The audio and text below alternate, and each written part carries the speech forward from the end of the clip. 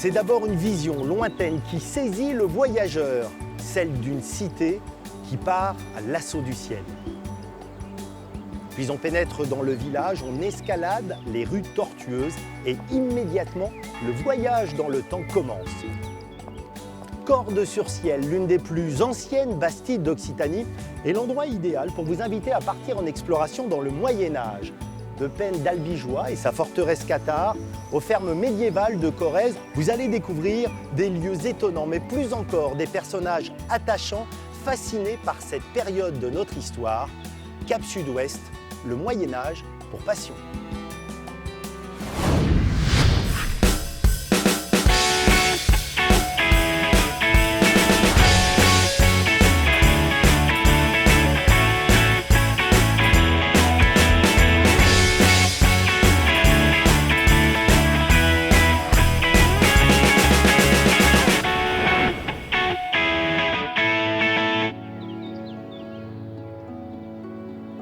C'est au nord du département du Tarn, un peu à l'écart des itinéraires touristiques, que nous commençons nos escapades médiévales.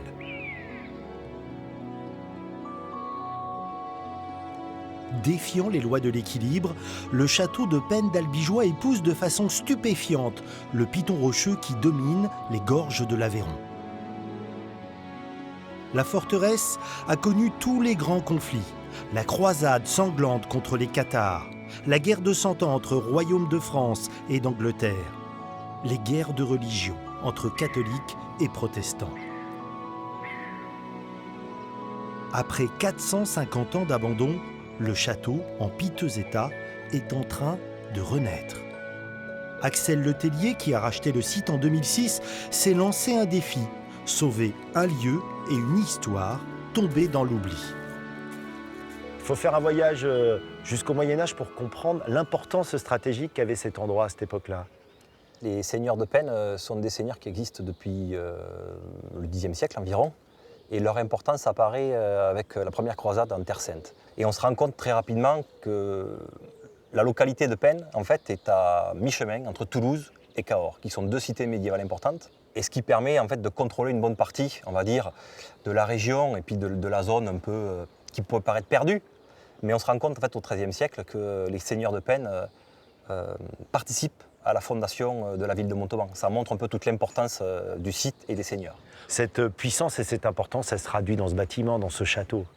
À partir de 1271, quand il fait partie du royaume de France, le roi de France il met beaucoup d'argent et beaucoup d'énergie pour y créer ce qu'on appelle une forteresse monumentale afin de pouvoir impressionner tous les gens qui vivent autour.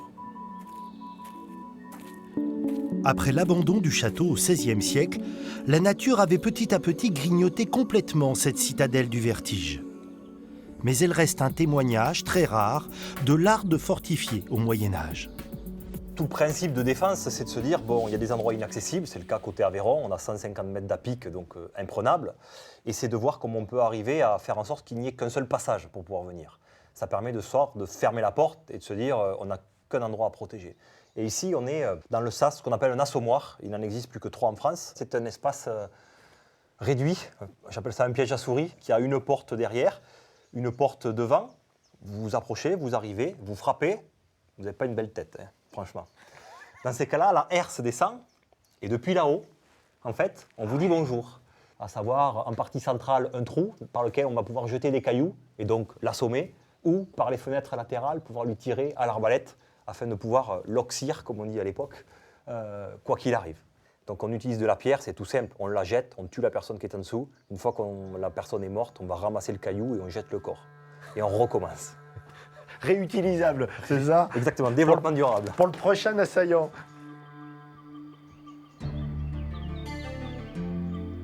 Racheter un château en ruine aurait pu en refroidir plus d'un. Mais pour Axel, passionné par le Moyen-Âge, ce fut tout le contraire. Ici, quand on est arrivé, en fait, quand on a racheté le château en 2006, il y avait environ 1,50 m de gravats. Et c'est ça qui est intéressant au château. Donc on s'est attaqué à déblayer pour se rendre compte et rendre accessible la zone. Et on a retrouvé ces pierres qui sont un peu surprenantes parce que ce ne sont que des pierres plates. Et en fait, c'est le mode constructif au Moyen-Âge ici à Penne. Et donc c'est ce qui est très intéressant dans le château. La passion qui m'anime en tant qu'architecte et architecte du patrimoine, c'est d'arriver à comprendre comment on a construit et pourquoi on a construit. Et la chance que j'ai, c'est que personne n'avait rien fait au préalable. Et ici, on a cette chance-là, 11e, 12e siècle, 2 fenêtres 14e, et puis c'est tout. Toi qui as cette capacité d'imaginer tel que le lieu était, en fait, on est où là? Ici, on est sur l'espace de la terrasse, à proximité immédiatement de la grande salle. Il y a toujours une salle d'apparat pour pouvoir impressionner. Et cette période est une période post-1271, c'est-à-dire faite par le roi de France, où en effet, on a une belle salle dans laquelle on va rendre la justice, on va accueillir les visiteurs avec une cheminée monumentale, avec des fenêtres à coups-sièges, afin de pouvoir impressionner la personne qui nous rend visite. Dans les idées reçues, il y a par exemple celle qu'il faudrait des milliers d'hommes sur un château comme celui-ci pour pouvoir préserver sa sécurité, c'est le cas? À peine, on estime que la quantité d'hommes nécessaires à défendre le château, c'est une douzaine de personnes. Pas plus? Non, une garnison, c'est une douzaine de personnes, pour des raisons assez simples. C'est-à-dire que vous pouvez être 500 dehors et 12 dedans, mais à chaque fois que vous tirez à l'arc depuis une meurtrière, tu fais mouche. Et donc tu tues une personne dehors, alors que de dehors, tu ne sais pas combien il y a de personnes à l'intérieur. Donc il y a quand même le stress de l'approche et de se dire par où je vais être attaqué. Et c'est vrai que c'est un élément défensif essentiel.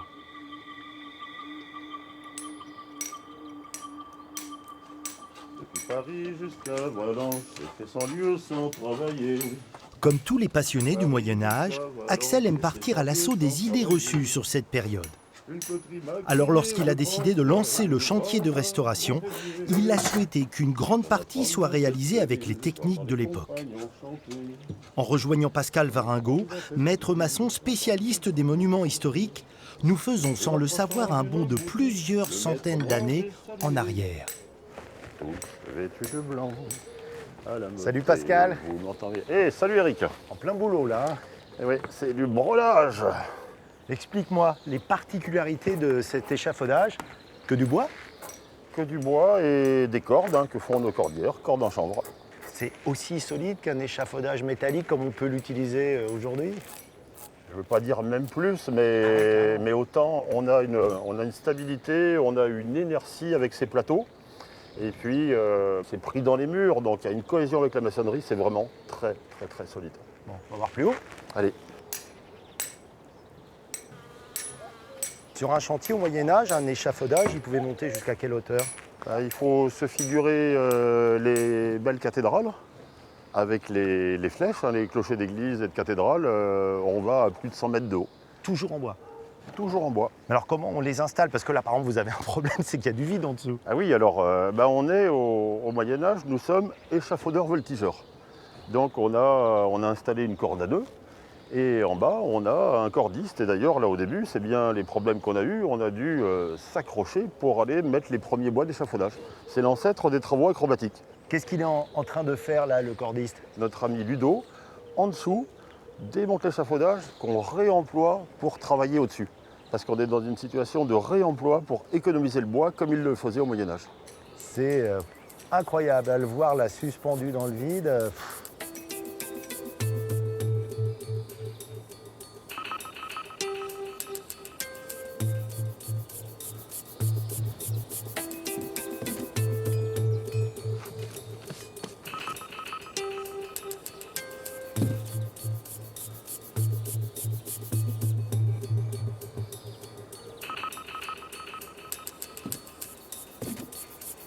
Méthode traditionnelle, quel sens ça a pour toi de faire un chantier ici avec les méthodes utilisées à l'époque? Ça me permet de encore mieux comprendre le bâti médiéval. Notre histoire de trous de boulins, là, les bois qui traversent, moi je l'avais lu dans des bouquins, je l'avais vu sur des chantiers, ainsi de suite. Là, on est sur le chantier, on les fait traverser, on les prouve et on voit que ça marche et c'est mettre une belle stabilité. Donc quelque part on avance encore dans le métier, puisque mon métier c'est de restaurer de l'ancien. Donc dans mon cas c'est vraiment très utile. Bravo en tout cas Ludo, hein. Chapeau. Allez, allez, t'endors pas, à l'œuvre, à l'œuvre. Oh. Sur ce chantier, rien n'est folklorique, bien au contraire. Pascal travaille avec des médiévistes, des historiens. Il est devenu incollable sur la science des bâtisseurs, les us et coutumes de cette société médiévale. Parmi les idées reçues sur le Moyen-Âge, il y en a une qui laisse à penser que les ouvriers sont quasiment des esclaves. Quand on est au XIIIe siècle, on est un des peuples les plus évolués du monde, quelque part, puisqu'on construit tous ces châteaux, ces cathédrales.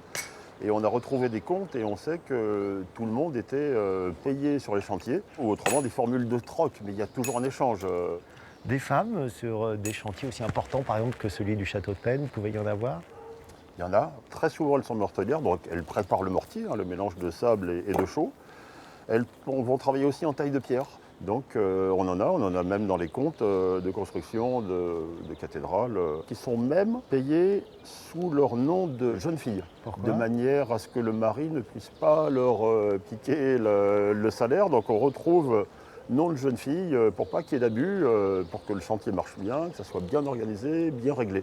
Donc c'est très, très codifié, Très moderne en fait, ce que je découvre.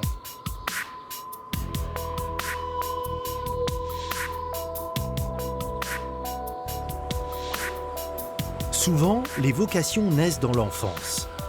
C'est dans les ruelles du village de Penn, au pied du château, que nous retrouvons Axel. Diplômé de la prestigieuse école de Chaillot, il dirige aujourd'hui un cabinet d'architecture à Toulouse. Une vocation qui a pris racine sur ses pavés. Tu avais quel âge quand tu as emprunté ces ruelles qui mènent au château et que tu as découvert pour la première fois cet endroit? En fait, j'ai découvert Penn à l'âge de 11 ans. Pour la première fois, puisque familialement on habitait Montauban, juste à côté. Et c'est vrai que Penn, pour les Tarn-et-Garonnais et les Tarnais, c'est un lieu de découverte assez intéressant. Enfin, on voit la beauté du site. Et j'ai eu la chance de venir pour voir ce qui est en plein son et lumière à l'époque. Et les connaissances de mes parents ont amené à ce qu'on fasse un pique-nique avant le son et lumière au château. Et je suis tombé amoureux. Mais quand tu dis que tu tombes amoureux du château, tu ne dis pas quand même je voudrais un jour l'acheter, qu'il soit à moi? Bien au contraire. Si, quand je suis venu au château de Penn, je m'étais toujours beaucoup baladé en France dans des week-ends divers et variés. Et quand j'ai découvert le château de Penn, j'ai dit il faut l'acheter. J'ai essayé d'acheter le château de Penn quand j'étais gamin, 14-15 ans. Ça n'a pas marché. Attends, excuse-moi, 14 ans, tu vas acheter le château de Penn, ça veut dire quoi? Tu gardes tes économies, c'est ça? Oui, c'est ça. Je vais voir le propriétaire et je lui fais une proposition d'achat avec les quelques économies que j'avais, à savoir pas grand-chose. Mais un château vaut rien. Un château, c'est la valeur qu'on veut bien y mettre et l'engagement qu'on y met à l'intérieur. Et je considère que le château de Penn, c'est ça, c'est le rendre en meilleur état que je ne l'ai reçu au démarrage. Finalement, tu as quel âge quand tu achètes le château et tes premières réactions quand tu signes, c'est quoi? J'achète le château à mes 30 ans. J'ai un client pour qui je travaille et qui a aussi un château et qui m'a dit quelque chose d'intéressant comme ça une fois. Il m'a dit, tu sais Axel, dans un château, il y a 2 instants de bonheur essentiels. Le jour où tu l'achètes et le jour où tu le vends. Ce que je comprends en t'écoutant, c'est que c'est bien d'avoir des rêves d'enfant, que ce soit de devenir astronaute ou d'acheter un château. Et je pense que c'est la meilleure façon de réussir sa vie. C'est ça, c'est de faire la folie auquel on pensait qu'on était tout petit. Ça se voit, t'es heureux quand t'en parles quand même. Oui, je suis heureux parce qu'en effet, on m'a souvent dit ne fais pas ce genre de bêtises, ça n'a pas d'intérêt, quelle utilité ça? Quelle utilité ça? C'est que tous les soirs quand je me couche ou tous les matins quand je me lève, je suis heureux de le faire. Et si je suis heureux de le faire, c'est parce que j'ai la chance d'avoir un métier qui me plaît, mais aussi d'avoir comme ça une folie ou une passion qui est dévorante et qui donc te happe à aller de l'avant, tout simplement.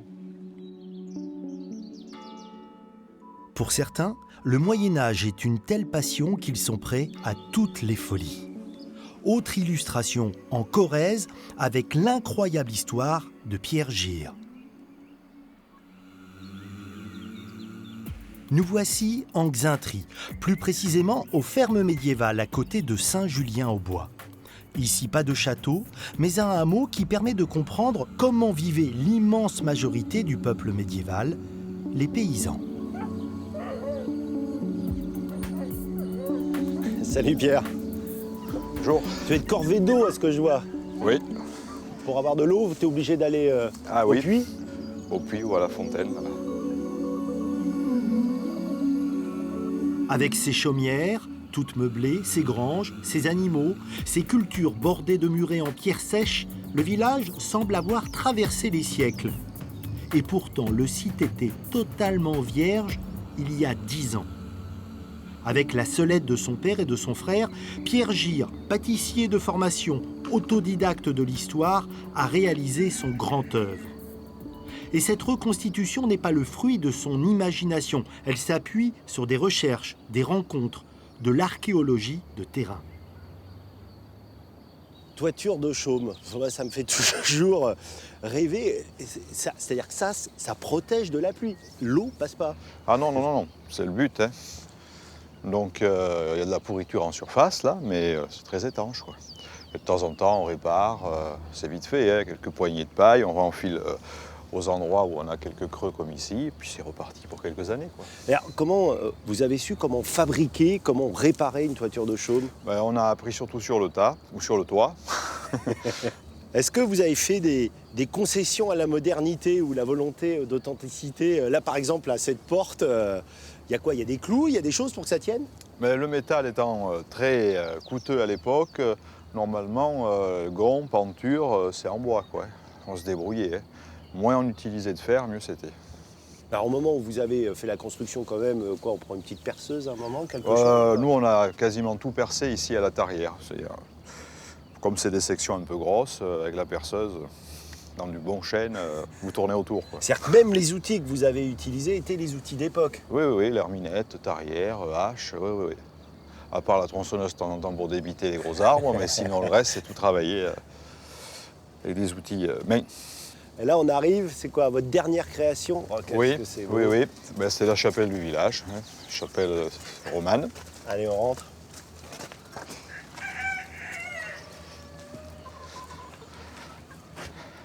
Avec son cimetière. Ça signifie que on a enterré là où on a vécu. Ah oui, oui. À l'époque, la mort, c'est la continuité de la vie. Hein. Eh bien, on ne séparait pas les morts des vivants, quoi. Ils restaient au cœur même du village. C'est une période différente de la nôtre. Hein, Ah oui, si aujourd'hui c'est une rupture, à l'époque c'est une continuité. Et vous avez tout fait ici, quoi. Il n'y avait Oui. rien. Ah non, il n'y avait rien. Non, non, non. C'est-à-dire là, les peintures, tout ça, c'est toi? Oui, oui, oui. Ça aussi? Oui, c'est de la fresque.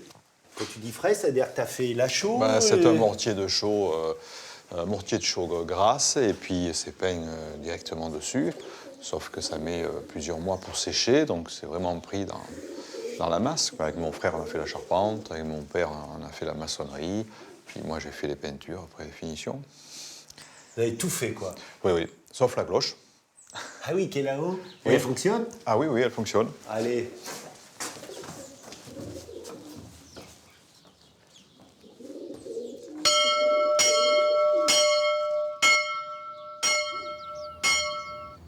Pierre, vous poussez le vie jusqu'à vivre ici, si j'ai bien compris.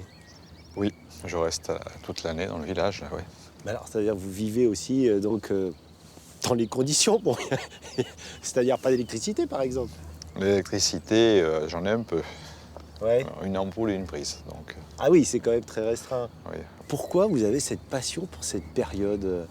C'est-à-dire que l'évolution était nulle au pays, donc au 19e, on vivait comme au 15e ici. Mais l'intérêt, c'est qu'aujourd'hui, on est dans un grand tournant. On n'a jamais connu un tel bouleversement dans la société humaine, donc pour moi, c'est une mémoire, quoi, c'est important.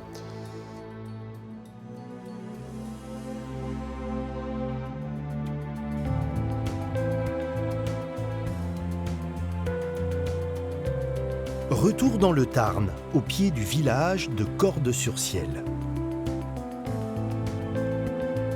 C'est dans ces ateliers que Pascal Varingot prépare les chantiers, fait ses recherches.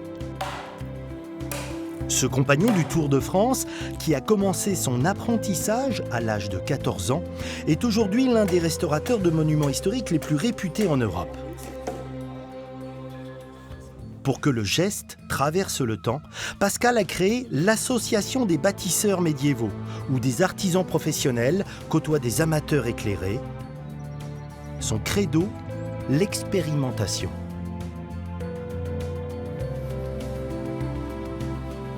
Pascal, je vois une arme de guerre, là, une arme de jet. Tu en reconstruis beaucoup de ce type? On n'en fait pas beaucoup là, on a une pierrière, et une bricole. On est plutôt spécialisé dans la construction d'engins de chantier. C'est quoi? C'est presque philosophique pour faire la construction à la guerre, c'est ça? Quelque part, voilà, je suis bâtisseur, constructeur ici. c'est en pleine activité. Explique-nous là, quels sont les différents ateliers que tu as. Alors, nous avons un atelier de corderie avec nos cordières. On réunit finalement des fils avec ce qu'on appelle le toupin. On tourne des émerillons qui réunissent les fils entre eux. Et on fabrique nos cordes qui vont nous servir d'ailleurs pour les échafaudages. Allez, on tourne. Et on entame une torsion qui amène une tension sur chaque fil. Ils se tricotent finalement entre eux. Et d'un côté, on a la force qui est entraînée par cette roue-là. Et de l'autre côté, on a l'autre cordière qui va suivre la torsion des fils avec le toupin. Eh, quand même, belle réussite, hein. La corde, Oui, elle est oui, faite, on quoi. a donc Bravo. un beau chablot, un limousin ou un chablot en chanvre. Et là, on voit bien la fibre du chanvre avec encore quelques pailles. Hein. On a quelques pailles de chanvre qui sortent. Et d'ailleurs, voilà, notre dame paton, on a un matériel pour frotter, pour déjà le remettre en place et puis moins s'abîmer les mains. Les cordages sont importants, ils sont faits pour être utilisés sur des appareils assez étonnants comme celui-ci. De quoi s'agit-il? La cage à écureuil ou treuil à tambour, c'est l'équivalent de la grue du Moyen-Âge. Alors on a vu, avant qu'on arrive, qu'il a été monté cette grande pièce en bois. Comment ça s'appelle et à quoi ça sert? C'est une chèvre. C'est une chèvre, donc cet élément triangulaire qui est par définition indéformable nous permet d'avoir une structure adaptée au levage. Et là, on monte en gros 7 mètres de haut, ce qui fait 14 coudées, quoi, ce qui est déjà pas mal. Avec le terme cage à écureuil, je devine un peu son fonctionnement, mais je te laisse lancer l'opération pour qu'on la comprenne encore mieux. Alors ça va fonctionner. Vous êtes prêts à hisser? Pareil. Allez, on hisse. Pas trop vite. On y va, on sent la tension de la corde. Allez, en avant. On hisse. Vous n'oubliez pas de regarder la pierre devant vous. Et la pierre se lève, Et c'est parti, magique. allez, hop, hop, Waouh. on hisse. Deux adultes, avec cette machine-là, lèvent très facilement plus d'une tonne. La cage à écureuil, c'est vraiment un appareil utilisé quasiment sur tous les chantiers médiévaux. Oui, tous les grands chantiers. Quand on a un gros chantier, on a 1, 2 ou 3 grues. Sur les cathédrales, il y avait 3, 4, 5 cages écureuils, des treuils, beaucoup de mécanique en bois et en fer à l'époque déjà. Hop. Bon, bah écoute, formidable, ça me donne envie d'essayer, moi. Ah, mais bonne idée. Ça fait un peu manège forain, à part que là, au moins, ça a une utilité. Tout à fait.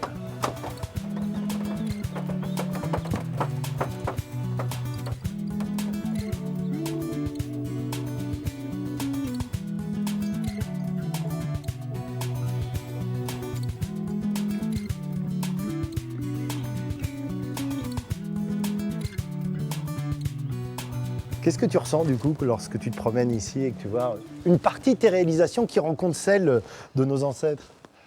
Ce qui est intéressant, c'est de pouvoir œuvrer à la suite de nos anciens. Et quelque part, eux, ils nous ont légué un patrimoine fabuleux. Et si aujourd'hui, les restaurateurs, les constructeurs d'aujourd'hui arrivent au moins à l'entretenir correctement, je trouve que ça, c'est déjà magnifique. C'est un peu comme un jalon. On continue, on est à la suite de nos anciens. Qu'est-ce qui t'attire tant, toi, dans cette société médiévale?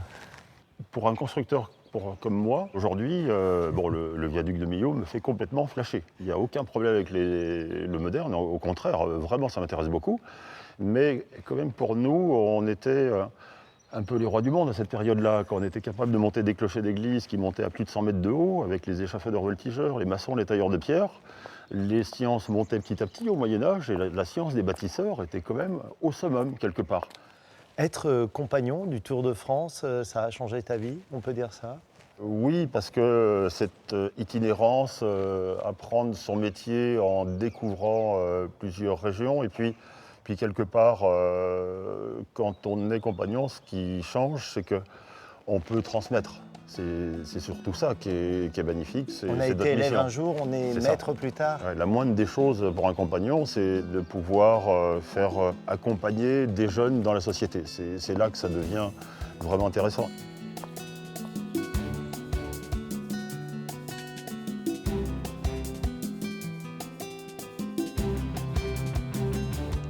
Lorsque l'on évoque le Moyen-Âge, on a tendance à se focaliser sur les traces les plus visibles, les châteaux forts, les cathédrales. Mais on ne soupçonne pas tous les apports que l'on doit à cette période.